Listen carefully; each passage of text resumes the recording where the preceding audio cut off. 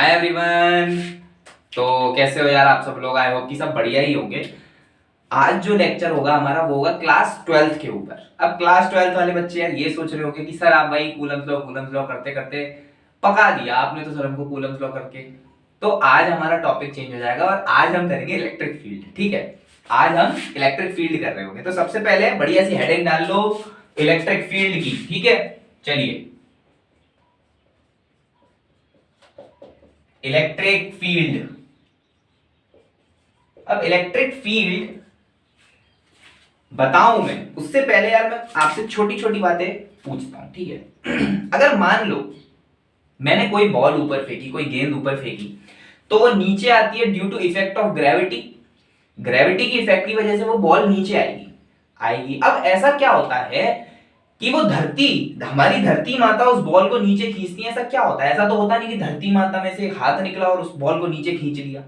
ऐसा नहीं होता, कुछ इफेक्ट लग रहे होते हैं, कुछ इफेक्ट होते हैं, कुछ फिनोमिना होता है जिस वजह से वो बॉल नीचे आती है। ठीक है, जिस वजह से वो बॉल नीचे आती है और वो जो फिनोमिना होता है, जो इफेक्ट होता है वो होता है ग्रेविटी का इफेक्ट। ग्रेविटी की इफेक्ट की वजह से वो बॉल नीचे आ रही होती है। सेम ही कॉन्सेप्ट, सेम ही चीज हमारी चार्जेस के बीच में लग रही होती है। अगर मान लो कोई चार्ज है तो उस चार्ज के कुछ रीजन में, उस चार्ज के कुछ रीजन में अगर मैं दूसरा चार्ज लाऊंगा तो उस पर फोर्स लगेगी, तो उस पर फोर्स लगेगी। अब देखो मैं कैसे बताता हूं। मान लो कोई एक क्यू चार्ज रखा है। ठीक है, मान लो कोई एक क्यू चार्ज रखा है। अब क्यू नॉट यहां पर है मान लो, तो क्यू नॉट पे कोई फोर्स नहीं लगेगी क्योंकि वो बहुत दूर है यार, बहुत दूर है। जैसे ही मैं क्यू नॉट को पास लेके आ रहा हूं, पास लेके आ रहा हूं और वो एक सर्टेन रीजन के अंदर, एक सर्टेन रीजन के अंदर आ जाता है। मान लो इस रीजन के अंदर आ गया, यहां पर है क्यू नॉट। अब इस पर फोर्स लगने लगी सर, अब इस पर, अब इस क्यू नॉट पर इसकी वजह से फोर्स लगने लगी। ठीक है, तो ये किस वजह से हो रहा है? इसका रीजन क्या है? इसका रीजन है इलेक्ट्रिक फील्ड। इसका रीजन है इलेक्ट्रिक फील्ड। ये जो रीजन है, ये जो क्षेत्रफल है, इस क्षेत्रफल में अगर क्यू नॉट आ गया, इस क्षेत्रफल में अगर क्यू नॉट आ गया तो सर ये इस पर फोर्स लगाने लग जाएगा। ठीक है, ये इस पर फोर्स लगाने लग जाएगा। इतनी बात समझ में आई क्या?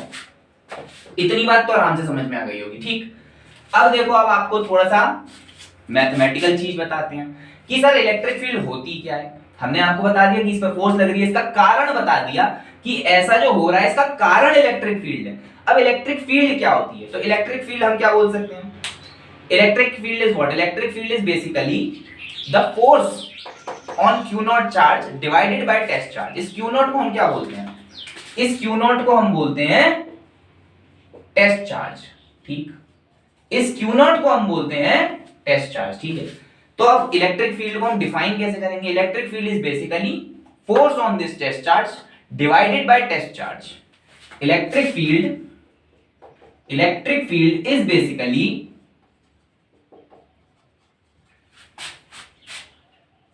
force on test charge divided by test charge। ठीक, समझ में आया क्या बोलना चाह रहा हूं? अगर मान लो कि इस पर फोर्स लग रही है कुछ एफ क्यू नॉट क्यू, मतलब एक सबस्क्रिप्ट बना दिया है क्यू नॉट और क्यू का है, समझ जाओ। ठीक, अब इसी फोर्स का मैंने डिवीजन कर दिया, क्यू नॉट से मैंने इसी फोर्स को डिवाइड कर दिया, तो यही मेरी इलेक्ट्रिक फील्ड है, यही मेरी इलेक्ट्रिक फील्ड है। और वेक्टर लगा लो इसको बढ़िया सा। ठीक, समझ गए? ये है मेरी इलेक्ट्रिक फील्ड। पहले तो हमने समझा कि कारण क्या है, फिर हमने समझा मैथमेटिकली क्या चीज होती है। Electric field is F Q not Q upon Q not. ठीक है, जो फोर्स मेरी टेस्ट चार्ज पर लग रही है डिवाइड बाय टेस्ट चार्ज, ये मेरी इलेक्ट्रिक फील्ड है। ठीक है, चलिए बढ़िया से इतना बता दिया आपको मैंने। अब अगर इलेक्ट्रिक फील्ड मुझे कैलकुलेट करनी है तो क्या कर सकता हूं? सुनना, ध्यान से सुनना, गौर से सुनना इस लाइन को जो मैं बोलने वाला हूं कि अगर मुझे इलेक्ट्रिक फील्ड कैलकुलेट करनी है, क्यों करनी है? चलो दिमाग में एक बार आया होगा कि इलेक्ट्रिक फील्ड क्यों पढ़ रहे हैं हम, क्यों कर रहे हैं? क्या होता है ना, कई बार यार हमको इलेक्ट्रिक फील्ड दी होती है, हमें कई बार इलेक्ट्रिक फील्ड दी होती है किसी ऑब्जेक्ट की कि यार ये कोई एक कंटिन्यूअस चार्ज और सिस्टम है, इसकी इलेक्ट्रिक फील्ड इतनी, बताओ इतनी दूरी पर इस पर कितनी फोर्स लग रही होगी अगर मैंने चार्ज रख दिया। तो हमें इलेक्ट्रिक फील्ड देकर के फोर्स पूछी जाती है। तो क्या मैं बता सकता हूं कि यार फोर्स क्या होगी? क्या मैं बता सकता हूं कि यार फोर्स क्या हो रही होगी? फोर्स होगी simply charge into electric field, charge into electric field. ठीक है, सही बात है कि नहीं है? मैं बता सकता हूं कि यार फोर्स मेरी क्या होगी, चार्ज इनटू इलेक्ट्रिक फील्ड। ठीक है, इतनी बात भी आपको समझ में आ गई। अब मैं जो लाइन बोलने वाला हूं उसको कान खोल के सुनना कि यार अगर मुझे इलेक्ट्रिक फील्ड कैलकुलेट करनी है तो क्या मैं फोर्स ऑन 1 कूलम चार्ज नहीं निकाल सकता? सुना ध्यान से, force on 1 coulomb charge is equal to electric field.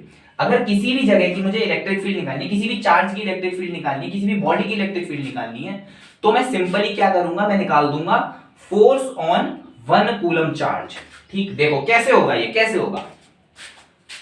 मुझे सबसे पहले ये बताओ कि यहां इसी केस में मान लो कि क्यू नॉट की वैल्यू क्या है, 1 कूलम। ठीक, मैंने क्या बोला, इसी केस में मान लो कि क्यू नॉट की वैल्यू है 1 कूलम, तो फोर्स कितनी लगा रहा होगा, force on q not due to q is equal to k q by r square. अगर इसका रेडियस हम आर मान लेते हैं, ठीक है, सही बात है, बिल्कुल सही बात है। और अगर इलेक्ट्रिक फील्ड की बात करूं, इलेक्ट्रिक फील्ड कैसे निकलती है, force divided by test charge, force divided by test charge. ठीक, तो चलिए फोर्स मैंने कितनी निकाली, k q not q by r square divided by q not. तो क्या ये घूम फिर करके k q by r square ही आ गया? क्या ये घूम फिर के k q by r square ही आ गया? और ये भी के क्यू बाय आर स्क्वायर है। तो इससे हमने क्या समझा कि अगर मुझे इलेक्ट्रिक फील्ड निकालनी है तो मैं सिंपली क्या निकालूंगा, force on 1 coulomb charge, force on 1 coulomb charge. ठीक है, चलिए बढ़िया, समझ में आ गया।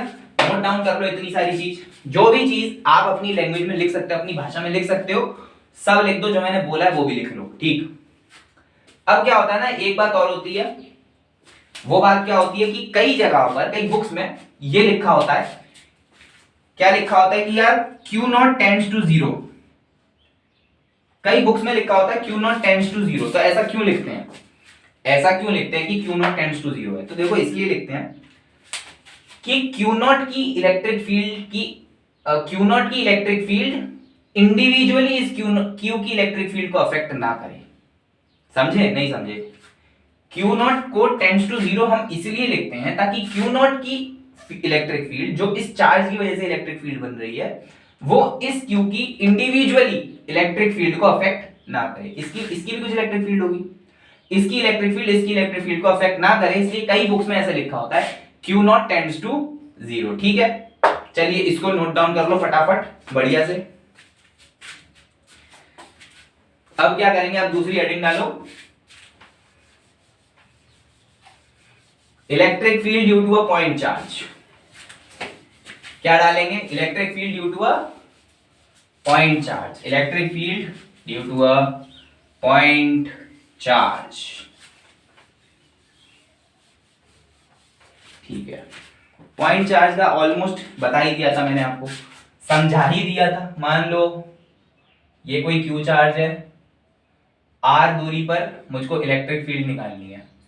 ठीक है, यहां पर मुझे इलेक्ट्रिक फील्ड निकालनी है, तो क्या होता है इलेक्ट्रिक फील्ड, इलेक्ट्रिक फील्ड मुझे अगर निकालनी होती है तो मैं निकाल दूंगा force due to q on 1 coulomb charge. मान लिया मैंने यहां पे 1 कूलम चार्ज होगा, तो फोर्स क्या आ जाएगी, के क्यू बाय आर स्क्वायर, और यही मेरी इलेक्ट्रिक फील्ड है, यही मेरी इलेक्ट्रिक फील्ड है। अब इसमें एक चीज और बताने की होती है, बताने की क्या चीज होती है कि यार ये मेरा क्यू चार्ज है, ठीक, पॉजिटिव क्यू है, तो इससे इलेक्ट्रिक फील्ड आउटवर्ड्स होगी, और अगर माइनस क्यू चार्ज है तो इससे इलेक्ट्रिक फील्ड इनवर्ड्स होगी। समझे कि नहीं समझे? जैसे कि हम क्या जानते हैं, हम ये जानते हैं कि सर फोर्स जो होती है वो होती है चार्ज इनटू इलेक्ट्रिक फील्ड। तो क्या मैं ये देख पाता हूं कि यार जो डायरेक्शन फोर्स का होगा वही इलेक्ट्रिक फील्ड का होगा, जो डायरेक्शन फोर्स का होगा वही इलेक्ट्रिक फील्ड का होगा कि नहीं होगा? ठीक, तो अगर मान लिया मैंने यहां पे 1 कूलम चार्ज रखा है, पॉजिटिव और पॉजिटिव क्या करेंगे, रिपेल करेंगे, तो इलेक्ट्रिक फील्ड भी दूसरी डायरेक्शन में, अपोजिंग डायरेक्शन, रिपल्सिव डायरेक्शन। और वहीं अगर माइनस क्यू और +1 कूलम चार्ज है तो ये फोर्स इसको क्या करेगा, अट्रैक्ट करेगा, है ना। तो फोर्स क्या होगी, इस डायरेक्शन में, तो उसी डायरेक्शन में हमारी इलेक्ट्रिक फील्ड है, ठीक। फोर्स के डायरेक्शन में ही हमारी इलेक्ट्रिक फील्ड होती है, ठीक। इतनी बात समझ में आ गई। तो ये क्या हो गया हमारा electric field due two point charge, ठीक है। चलिए अब देखो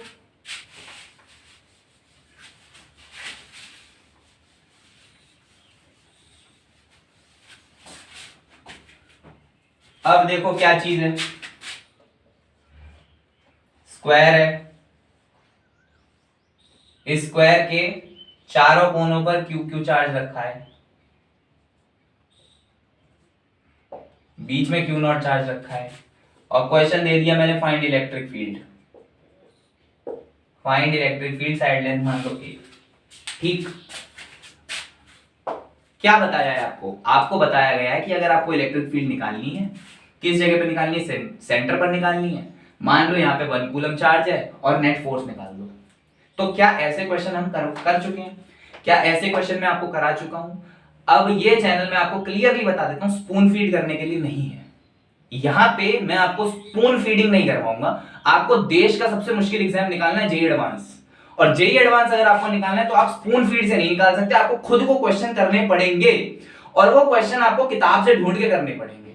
छोटी छोटी बातें मैं आपको बताऊंगा कि क्या चीज पढ़नी है, क्या चीज नहीं पढ़नी है, कितना पढ़ना है, कितना नहीं पढ़ना है, एक एक बात बताऊंगा आपको।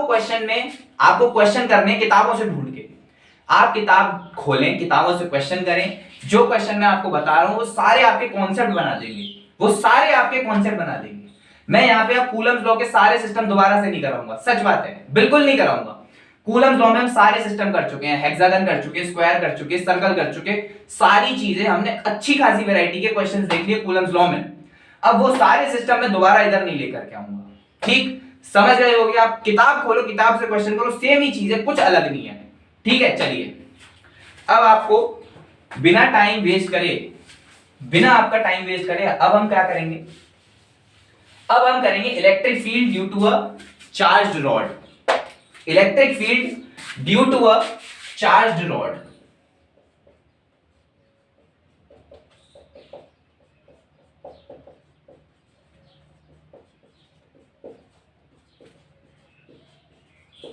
हेडिंग बना लो, electric field due to a charge rod. देखो एक चीज मैं पहले बताता हूं, जैसे कि लैम्डा है, सिग्मा है और रो है, आपको इन तीनों के बारे में पता होना चाहिए।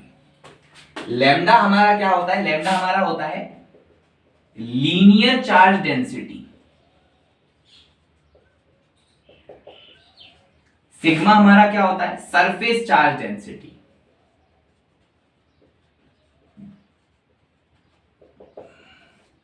रो आपका क्या होता है, वॉल्यूम चार्ज डेंसिटी। समझ रहे हो मतलब क्या है,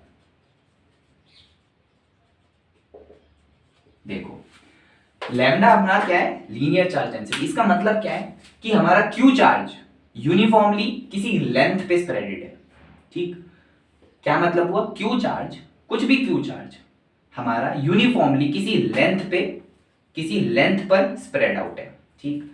वही सिग्मा, सिग्मा क्या है, सिग्मा इज क्यू चार्ज हमारा यूनिफॉर्मली सरफेस पर स्प्रेड आउट है। जैसे कि एग्जांपल ले लो होलोस्फीयर, होलोस्फीयर हुआ तो उसके सरफेस पर Q charge uniformly spread out है, ठीक। तो वहां पर हम क्या यूज करते हैं, सिग्मा, क्योंकि वहां सरफेस है, ठीक। रो क्या हो गया, रो हमारा हो गया कि भैया पूरी वॉल्यूम में चार्ज स्प्रेड आउट है। क्या है, पूरी वॉल्यूम में चार्ज स्प्रेड आउट है। जैसे कि मान लो ये सॉलिड सिलेंडर है, ठीक है, सॉलिड सिलेंडर है। अब सॉलिड सिलेंडर मतलब कि सरफेस पे भी चार्ज है, अंदर भी चार्ज है, तो ये पूरी वॉल्यूम में चार्ज कवर हो रहा है ना, पूरी वॉल्यूम में मेरा चार्ज डिस्ट्रीब्यूटेड है, तो वहां पर हम रो लेते हैं।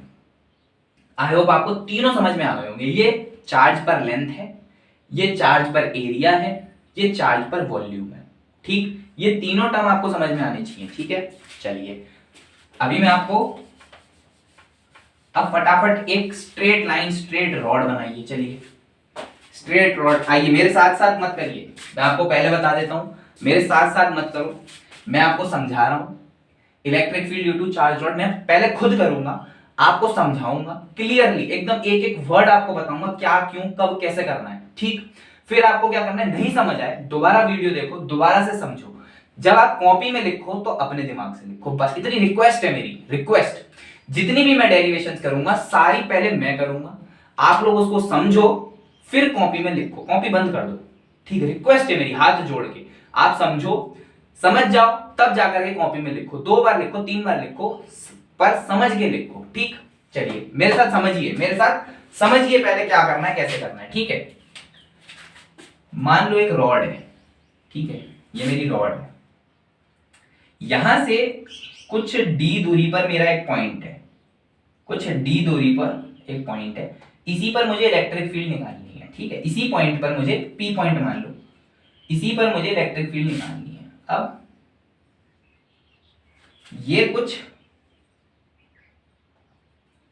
θ1 और θ2, मतलब ये पॉइंट जो है टॉप से तो θ1 एंगल बना रहा है और बॉटम से θ2 एंगल बना रहा है, ठीक है। ये आपको समझ में आया कि हमारी सिंपल सी रॉड है, इसकी चार्ज डेंसिटी क्या है, लैम्डा कूलम पर मीटर, लैम्डा कूलम पर मीटर, क्योंकि चार्ज लेंथ में फैला हुआ है, ठीक है। चार्ज मेरा लेंथ में फैला हुआ है, चलिए बढ़िया है। अब इसको करना है तो हम क्या, हम कंटिन्यूअस चार्ज सिस्टम का तो सॉल्विंग नहीं जानते कि कंटिन्यूअस चार्ज सिस्टम में इलेक्ट्रिक फील्ड कैसे निकलती है। हम क्या जानते हैं, हम तो सिर्फ पॉइंट का जानते हैं कि सर हमें किसी पॉइंट का पता है तो हम निकाल लेंगे, किसी पॉइंट पर अगर हमें सिस्टम दे रखा है पॉइंट का तो हम निकाल देंगे। तो हम क्या करेंगे, इसको पॉइंट बना लेते हैं, हम इसको पॉइंट बना लेते हैं। हम क्या करेंगे, हम थीटा पर, देखो थीटा एंगल पर, ये मेरा थीटा एंगल है, थीटा एंगल पर डी थीटा, ये मेरा क्या है, डी थीटा का एलिमेंट लेंगे, ठीक है। थीटा एंगल पर डी थीटा का एक एलिमेंट लेंगे। अब ये जो एलिमेंट है ये यहां से y दूरी पर है और इसकी लेंथ कितनी है, इसकी लेंथ है dy, ठीक है। ये जो रॉड है, इस रॉड में मैंने एक थीटा एंगल पर डी थीटा एलिमेंट लिया, जिसकी रॉड पर लेंथ y है, मतलब परपेंडिकुलर डिस्टेंस से y लेंथ पर एक dy थिकनेस का एलिमेंट है, ठीक है। अब देखिए ये कैसा दिखेगा, अब ये कुछ ऐसा होगा, यहां पे मेरा ये एलिमेंट है, ठीक, यहां पे मेरा P पॉइंट है, ठीक, ये मेरी लेंथ d है, ठीक, ये मेरा एंगल थीटा है, ठीक। चलिए अब इस पॉइंट पर और इस पॉइंट पे मेरा चार्ज है, तो इलेक्ट्रिक फील्ड क्या ऐसे नहीं होगी, ऐसे होगी मेरी इलेक्ट्रिक फील्ड। चलिए इतना समझ में आ गया। ये थीटा है तो क्या ये भी थीटा नहीं होगा, चलिए ये भी समझ में आ गया। सर ये थीटा है तो ये भी थीटा होगा, ठीक है। ये क्या है मेरा, ये लेंथ है मेरी y, ठीक, ये लेंथ है मेरी y। अब ठीक है, चलिए इतना समझ में आ गया। अब मुझे ये बताओ कि ये जो मेरा dy है, ये जो मेरा dy है, इस पर छोटा सा चार्ज होगा, छोटे से एलिमेंट पे छोटा सा चार्ज, वो छोटा सा चार्ज क्या होगा, dq, वो छोटा सा चार्ज क्या होगा, वो छोटा सा चार्ज होगा dq। और dq में कैसे लिख सकता हूं, अब यहां पर इसका काम है, ठीक है, अब यहां पर इसका काम है, कैसे लिख सकता हूं भैया, पूरी लेंथ में तो लैम्डा है, पूरी लेंथ में q चार्ज फैला है। लिखने का देखो आसान तरीका क्या है, l लेंथ में q चार्ज है, dy लेंथ में कितना होगा प्यारे, q dy by l, q by l को हम लैम्डा बोलते हैं, लैम्डा dy होगा, ठीक है। तो इस dq चार्ज का कितना होगा, लैम्डा dy, dq की वैल्यू मिल गई हमको कि भाई सही भैया, ये जो छोटा सा चार्ज है मेरे प्यारे भाई, ये होगा लैम्डा dy। अब देखो de लिखना है मेरे को, मुझे क्या लिखना है, मुझे लिखना है de। de कैसे लिखेंगे, de कैसे लिखेंगे, de हम लिखेंगे क्या, देखो हम जानते हैं k q q q, अब बाय r स्क्वायर लिखना है। अब क्या परेशानी हमें दिख रही है, r स्क्वायर की, तो जो डिस्टेंस हुआ वो तो यहां से यहां तक का है, यहां से यहां तक का ये डिस्टेंस है जो डॉटेड लाइन से मैंने बनाया है, ये डिस्टेंस। और ये डिस्टेंस कितना होगा, ये डिस्टेंस मेरा होगा डी सेक थीटा। लगाओ ट्राइंगल, ये होगा मेरा डी सेक थीटा। ठीक है भैया, हाइपोटेनियस है, बेस है, ये हाइपोटेनियस है, बेस है, cos थीटा लगाओ, डी सेक थीटा अपने आप दिखेगा आपको निकलता हुआ। ठीक है, तो नीचे क्या हो गया मेरा, डी सेक थीटा का होल स्क्वायर। अब भैया फिर से परेशानी मुझे दिख रही है, फिर से परेशानी दिख रही है। क्या परेशानी दिख रही है मुझे कि भैया देखो यहां पे थीटा है, ठीक, यहां पे थीटा है, तो थीटा भी मेरा वेरिएबल है, और यहां पे y है, तो y भी मेरा वेरिएबल है। दो वेरिएबल होते हैं, मैं कभी इंटीग्रेट नहीं कर सकता, मुझे सिंगल वेरिएबल में बनाना पड़ेगा। सिंगल वेरिएबल में कैसे आएगा, लगाओ थोड़ा दिमाग, लगाओ थोड़ा दिमाग। मुझे इसमें देख के बताओ कि क्या मैं टेन थीटा लिख सकता हूं, क्या मैं टेन थीटा लिख सकता हूं, इसको देख के बताओ। हाँ लिख सकता हूं यार, बिल्कुल लिख सकता हूं टेन थीटा। कैसे लिखेंगे टेन थीटा, टेन थीटा लिखेंगे y by d sir, sir y by d. चलिए, तो अब यहां से क्या मैं y लिख सकता हूं कि y जो हो जाएगा वो हो जाएगा d टेन थीटा। सुंदर, अति सुंदर, अति सुंदर। अब इसको डिफरेंशिएट कर दो, अब इसको डिफरेंशिएट कर दो, डिफरेंशिएट करके क्या आएगा देखो, dy is equals to d sec square theta d theta. हो गया सर, निकल गई, हो गया, प्रॉब्लम का हल निकल गया। हमने टेन थीटा लिखा, tan theta equal to y by d, फिर y निकाला, y equal to d tan theta, फिर इसको डिफरेंशिएट किया, डिफरेंशिएट करके मुझे मिला dy is equal to d sec square theta d theta. ठीक है, ये मेरी प्रॉब्लम थी और उस प्रॉब्लम का सॉल्यूशन मुझे मिल गया। अब मैं क्या करूंगा, अब मैं इस de की जगह पे क्या कर दूंगा, के लैम्डा dy की जगह d sec square theta substitute divided by d square sec square theta. Sec square theta, sec square theta आपस में लड़के मर गए, फिर मुझे मिला के लैम्डा डी, एक डी से cancel, k lambda by d d theta. आधी प्रॉब्लम आपकी यहां पर सॉल्व हो गई, अभी आधी सॉल्व हुई है, ठीक, आधी सॉल्व हुई है, ये डी ई निकल के आधी प्रॉब्लम सॉल्व हुई है। अब देखो, अब जो मैं बताने जा रहा हूं वो बहुत इंपॉर्टेंट चीज है। दो पॉइंट है, दो पॉइंट क्या है, इलेक्ट्रिक फील्ड, जब भी हम इलेक्ट्रिक फील्ड को डिफरेंट इंटीग्रेट करेंगे या एलिमेंट लेकर के इलेक्ट्रिक फील्ड निकालेंगे तो हमेशा हमें सोचना है, पहले इंटीग्रेट करने से पहले हमेशा हमको सोचना है। क्यों सोचना है, क्योंकि यार इलेक्ट्रिक फील्ड एक वेक्टर है, डायरेक्शन डिपेंडेंट चीज है, डायरेक्शन डिपेंडेंट चीज है, ठीक है, पहला पॉइंट। दूसरा पॉइंट, दूसरा पॉइंट, हमेशा जब भी आप एलिमेंट लो, जब भी आप एलिमेंट लो तो ये चेक करो कि यार जब भी इस एलिमेंट को लेने के बाद अगर मैं दूसरा एलिमेंट लूंगा तो मेरी direction of electric field change होगी, direction of electric field change होगी या नहीं होगी, चेक करो। यहां पे अभी मैंने ये एलिमेंट लिया, अगर मैं यहां पे एलिमेंट ले लूं तो देखो direction of electric field change हो रही है, cos थीटा इधर आ रहा है, sin थीटा इधर आ रहा है, ठीक है, सही बात है कि नहीं, समझ आ रहा है कि नहीं आ रहा है, बिल्कुल। ये दो पॉइंट आपको हमेशा इंटीग्रेट करने से पहले सोचने हैं, ठीक है। इतना नोट डाउन कर लो फटाफट, इतना फटाफट नोट डाउन कर लो, स्क्रीनशॉट ले लो, समझ में आया, ठीक है। चलिए इसके आगे बढ़ते हैं, इसके आगे बढ़ते हैं।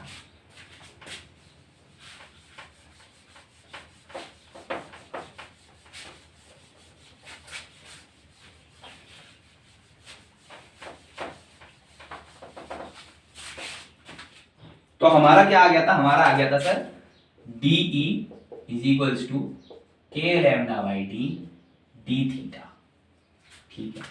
अब इसको खुद को देखो, यहां पे हमारे दो कंपोनेंट हमें नजर आएंगे, एक इस तरफ d cos theta, d cos theta, एक इस तरफ डीई साइन थीटा। इसको हम प्यार से ई परपेंडिकुलर बोलते हैं, इसको हम प्यार से ई पैरेलल बोलते हैं। ई परपेंडिकुलर क्यों, क्योंकि रॉड के परपेंडिकुलर है, और ई पैरेलल क्यों, क्योंकि रॉड के पैरेलल है, ठीक। तो इसके लिए हम क्या करेंगे, दो पार्ट में, दो कंपोनेंट में हम इसको डिफरेंशिएट करेंगे, इंटीग्रेट करेंगे, DE cos थीटा और DE sin थीटा। चलिए बहुत बढ़िया, बहुत बेहतरीन, मजा आ रहा है। ठीक है, ये मेरा क्या है, ये मेरा है E परपेंडिकुलर, ये मेरा क्या है, ये मेरा है E पैरेलल। ठीक है, चलिए के लैम्डा बाई डी क्या मेरा कांस्टेंट है, और क्या मुझे केवल cos थीटा को इंटीग्रेट करना है। इधर क्या, इधर भी के लैम्डा बाई डी क्या मेरा कांस्टेंट है और मुझको केवल sin थीटा को इंटीग्रेट करना है। बताइए भाई, के लैम्डा डी तो कांस्टेंट है। ठीक, अब आती है लिमिट की बात। लिमिट की बात देखो, लिमिट कैसे करनी है हमको, -θ2 से θ1। ठीक है, -θ2, क्योंकि देखो यार इस रेफरेंस लाइन के नीचे की तरफ है -θ2 और इस रेफरेंस लाइन के ऊपर की तरफ पॉजिटिव θ1। ठीक है, अभी मैं एक चीज बताऊंगा तो आपको और क्लियर होगा। ठीक है, वेट करो, बताऊंगा अभी आगे और क्लियर हो जाएगा। ठीक, चलिए इतना हो गया, बेहतरीन, मजा आ गया। अब इसको करो इंटीग्रेट। cos थीटा का इंटीग्रेशन जानते हैं हम क्या होता है, क्या होता है cos थीटा का इंटीग्रेशन, बताओ। sin थीटा होता है कि नहीं होता है। चलिए के लैम्डा डी, ये हो जाएगा मेरा sin θ1 प्लस sin θ2। ठीक, ये हो गया हमारा E पैरेलल, और E परपेंडिकुलर मेरा क्या हो गया, के lambda by D sin theta का इंटीग्रेशन माइनस cos थीटा। ठीक है, माइनस cos थीटा की वजह से cos θ2 माइनस cos θ1 आ जाएगा। चलिए ये मेरा क्या है, E परपेंडिकुलर। समझ में आया क्या? कहीं भी डाउट हो, कहीं भी डाउट हो तो मेरे को कमेंट में पूछ लेना। कहीं भी डाउट हो, पूरा एकदम बढ़िया तरीके से बताया, एक एक चीज को एक्सप्लेन किया है मैंने। ठीक है, एकदम बढ़िया तरीके से। अभी इसको समझना है। ठीक है, ये तो हमने डिराइव कर लिया, इसको समझना बाकी है। अब इसको समझते हैं। ठीक है, अब इसको समझते हैं।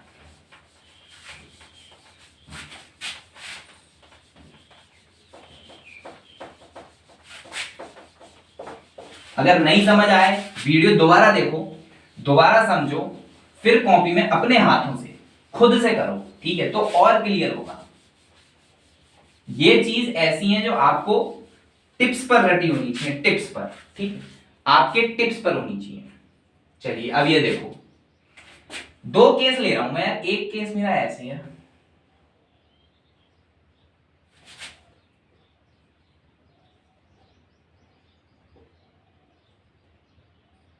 ये P पॉइंट है, और एक केस मेरा ऐसे है।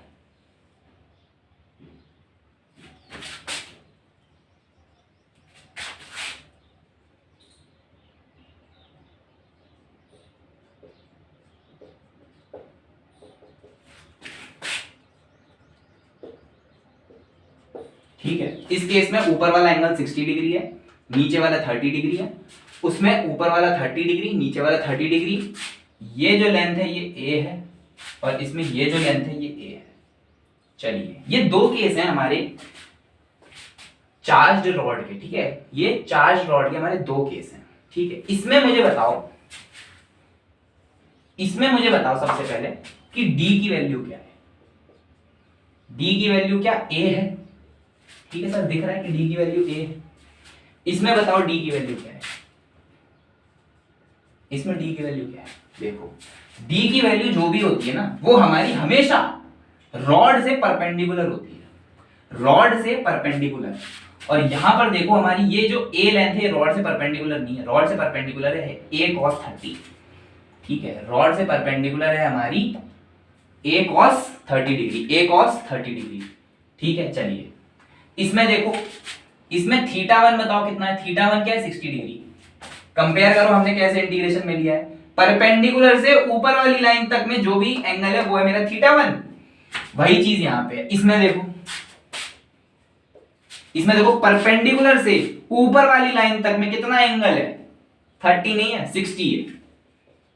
परपेंडिकुलर देखो ना हमारी, परपेंडिकुलर ये है नीचे वाली लाइन, उसके ऊपर 30 प्लस 30 60 डिग्री हो गया।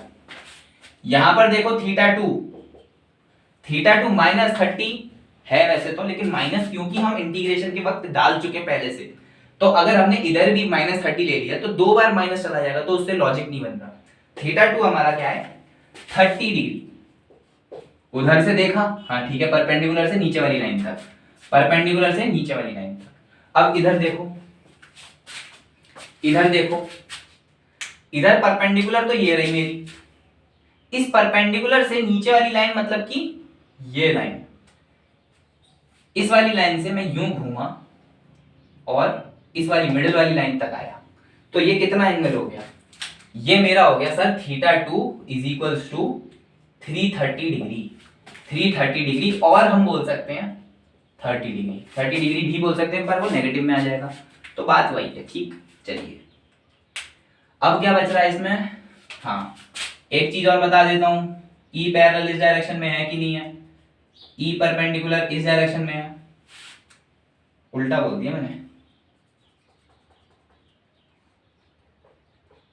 ई पैरेलल डाउनवर्ड डायरेक्शन में है, ई परपेंडिकुलर इस डायरेक्शन में है, इसमें भी सेम ही चीज है, ई पैरेलल डाउनवर्ड डायरेक्शन में है, ई परपेंडिकुलर इस डायरेक्शन में। ये तो अपन लॉजिक जो हमने देखा है, जो हमने समझा है, ये दोनों डायरेक्शन तो अपन ऐसे ही बता सकते हैं। ठीक है, अब ये दोनों केस देख करके क्या हमें ये क्लियर हुआ कि हमारा डी, हमारा θ1 और θ2 हमें कैसे लेने हैं, हमें जिस ओरिएंटेशन में रॉड दे रखी है उस ओरिएंटेशन को समझना है, फिर हमें देखना है कि डी क्या है, θ1 क्या है, θ2 क्या है। ठीक है, क्योंकि हमारा डेरिवेशन इस तरीके से है और डेरिवेशन के अकॉर्डिंग ही हमारे डी, हमारे θ1 और हमारे θ2 डिसाइड होते हैं। ठीक है, ये दोनों केस आपके दिमाग में एकदम क्रिस्टल क्लियर होने चाहिए, तभी आप क्वेश्चंस को सॉल्व कर पाओगे अच्छे से।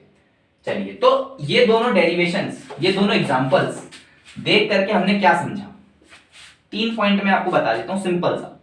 पहला पॉइंट क्या है कि D is always perpendicular to the rod. ठीक, पहला पॉइंट हमारा क्या है, D इज ऑलवेज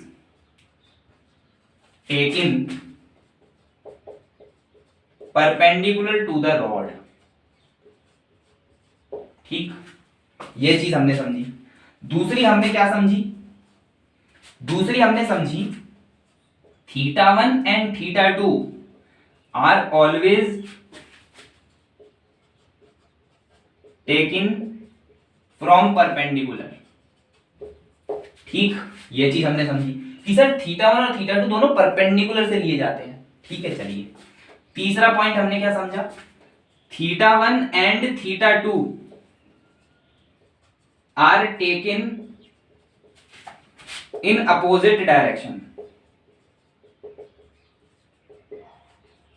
ठीक है, ये चीज हमने समझ ली, तभी तो एक माइनस आता है, तभी तो एक नेगेटिव आता है, अपोजिट डायरेक्शन में हमारे लिए जाते हैं। देखो इस डायरेक्शन में, ये इस डायरेक्शन में। ठीक है, ये तीनों पॉइंट आपके दिमाग में छपे होने चाहिए। ठीक है, अब अगर आपको इनफाइनाइट रॉड का डेरिवेशन समझ में आ गया तो इसको कॉपी खोल करके, अब कॉपी खोलिए और इसको लिखना चालू कीजिए बिना इसको देखे।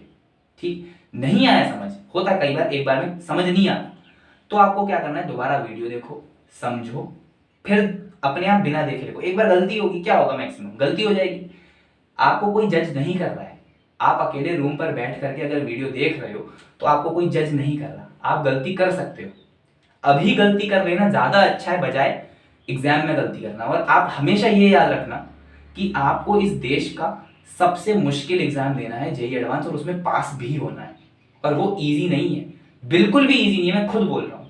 उसके लिए आपको अपना टेम्परामेंट वैसा बनाना पड़ेगा। ठीक है, आपको क्वेश्चन बुक से लगाने पड़ेंगे, समझना पड़ेगा। चलिए आज की वीडियो को यहीं समाप्त करते हैं, आगे और भी डेरिवेशन से काफी सेमी इनफाइनाइट की, इनफाइनाइट वायर की, ठीक है, तो वो सब कंटिन्यू करेंगे, अच्छे अच्छे क्वेश्चंस करेंगे, कंटेंट बहुत बढ़िया मैं रेडी कर रहा हूँ।